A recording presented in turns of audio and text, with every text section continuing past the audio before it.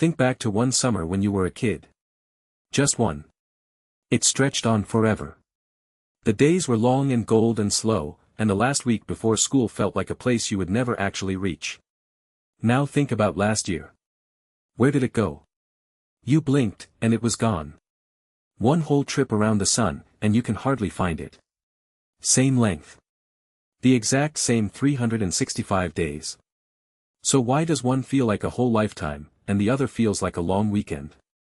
Your clock never changed. Something inside your head did. And you are not imagining it. Almost everyone feels this. Ask anyone past 30, and they will tell you the years are picking up speed, like a train slowly pulling out of a station. Christmas seems to arrive sooner every single time. Birthdays stack up faster and faster. The strange part is that nobody warns you. One ordinary day, you simply notice that time has quietly changed its pace, and it never slows back down on its own. But there is something hopeful hiding inside that fear. If your own brain is doing this to you, then your own brain can also undo it. The first answer is almost embarrassingly simple. It is just math.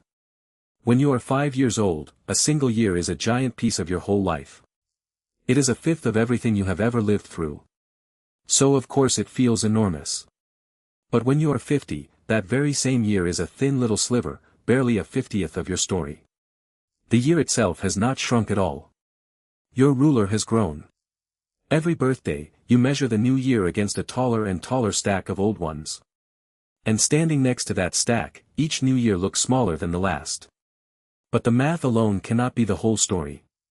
Because it is not really the calendar you are feeling. It is your memory. Your memory is the only true record you keep of how a whole year actually felt. Time does not feel long or short while it is actually happening. It feels long or short afterward, when you turn around and look back on it. And what you are secretly measuring, without ever realizing it, is how much your brain even bothered to write down. So here is the real secret. Your brain is lazy, and it is lazy on purpose. It refuses to record everything. It only spends real effort on things that are new. When you were a child, everything was new. Your first snowfall. Your first time on a bike. The first time you bit into something sour and your whole face folded in on itself. Your brain took thick, careful notes on all of it, because it had never seen any of it before. So when you look back now, that stretch of life is packed wall to wall with vivid memory, and all of that memory makes it feel long. Now picture a normal week as an adult. You wake up. You take the same road. You sit at the same desk. You scroll the same glowing feed. Your brain has seen every bit of this 1,000 times over, so it barely writes anything down at all. It just runs on autopilot. Have you ever driven all the way home and remembered nothing about the drive? That is your brain quietly saving ink.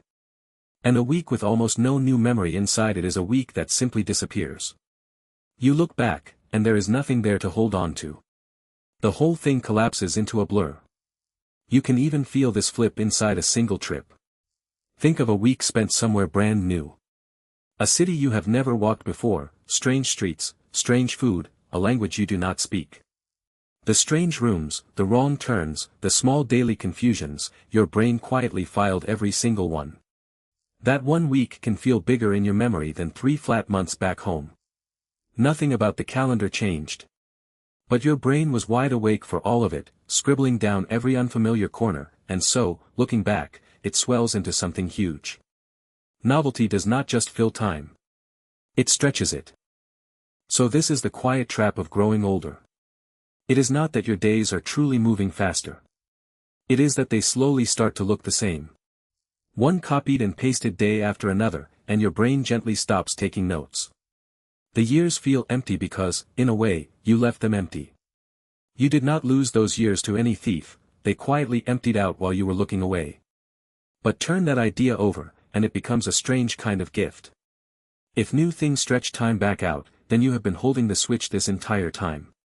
A child never tries to make life feel long. It just happens, because to a child, almost nothing is routine yet. And you can borrow that same trick on purpose. Take the street you never take. Order the dish you cannot even pronounce. Learn something clumsy and difficult and a little embarrassing. Put the phone face down, and actually watch the light crawl across the wall. Every new thing is your brain picking its pen back up. One strange, full, wide-awake day can outweigh a whole month of identical ones. That endless childhood summer was never really about being young. It was about being awake. Nobody had to remind you to notice things back then, the noticing simply did itself. The days felt long because everything mattered, because everything was happening for the very first time. You can still choose that, even now. Time did not speed up on you. You simply stopped noticing it slip by. And the moment you start truly noticing again, softly, without forcing it, some of that long gold summer quietly comes back.